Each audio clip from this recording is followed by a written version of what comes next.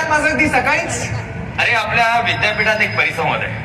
बरं, ह्युमॅनिटीज डिपार्टमेंटच्या राठोड सरांनी आयोजित केलं. त्यासाठीच तुला बोलवायला आलो. असं कुठल्या विषयावर आहे परिसंवाद? द सब अल्टर स्टडीज नावाचं खूप महत्वाचं पुस्तक आहे. रणजित गुहा आणि गायत्री चक्रवर्ती यांनी लिहिलेलं.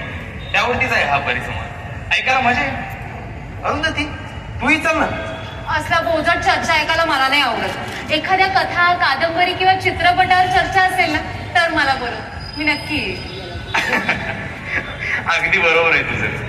आपल्याला फक्त मनोरंजक वाचायची सवय असते ना. शिकारी लोकांनी लिहिलेल्या शिकारीच्या साहसी कथा वाचून आपण रोमांचित होतो. पण जर कथा सावतांनी, हरणांनी आणि सशांनी लिहिल्या असतील तर त्या रोमांचकारक आणि साहसी नसतीलच.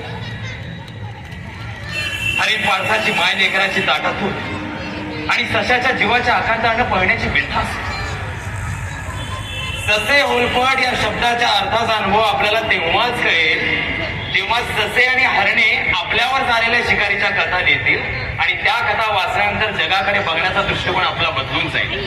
काय राजा, कोणाचा दृष्टिकोन बदलायचा आहे?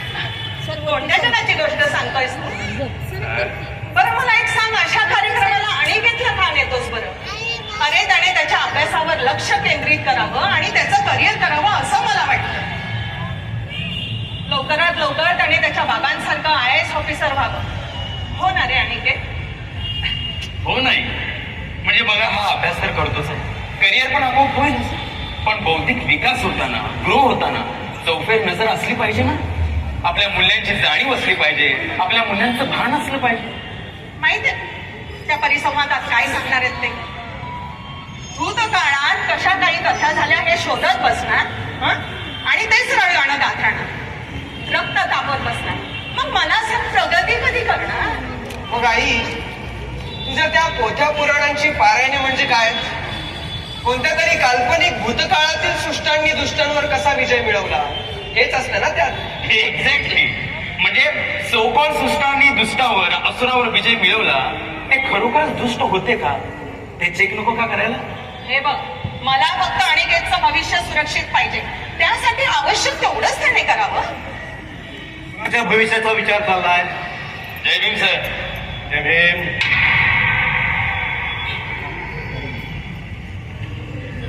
ठीक आहे, काय चाललंय सध्या तुझं? तर सध्या नेट सेट परीक्षेची तयारी करतोय. PhD करावी. अरे हजारो मुलं PhD करताय, लाखो मुलं पोस्ट ग्रॅज्युएट होत आहेत. सुशिक्षित बेरोजगारांचे तांडे दिशाहीन होऊन भटकतात. तू MPSC किंवा UPSC का ट्राय करत नाहीस?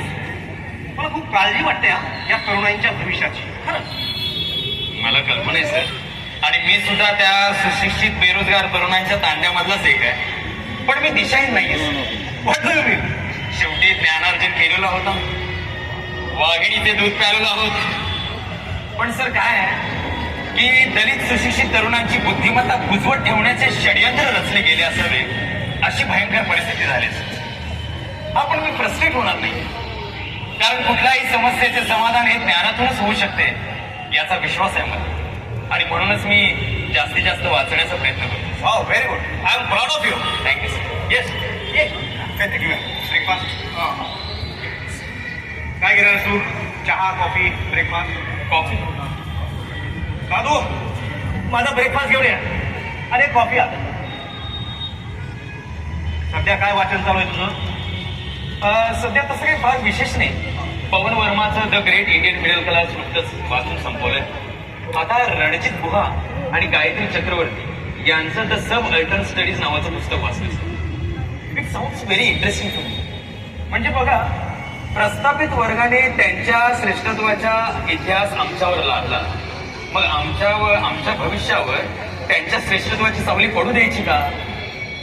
आमचाही इतिहास आहे. पराभवाचा का असेल, तो चेक नको का करायला? त्याची चिकित्सा करायला. येस येस येस, तू म्हणतोय ते अगदी बरोबर आहे.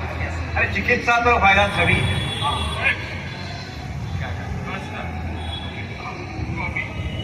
ओके,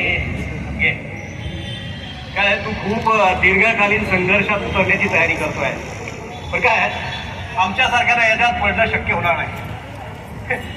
काय प्रस्थापितांना चॅलेंज देण्यापेक्षा त्यांच्या व्यवस्थेत राहून आपलं स्थान बळकट करणं आणि भविष्य उज्ज्वल करणं हे मला महत्वाचं वाटतं. पण सर, दलित मध्यम वर्गाच्या मेरिट लिस्ट बद्दल गैरसमज पसरवण्याचं कामही जोरात चालू आहे. आलंय माझ्या ध्यानात. जिथं जिथं तुम्ही डोकं वर काढण्याचा प्रयत्न कराल तिथं तिथं तुम्हाला ठेचण्याचा किंबहुना दुर्लक्षाने मारण्याचा प्रयत्न सगळीकडे सुरू आहे.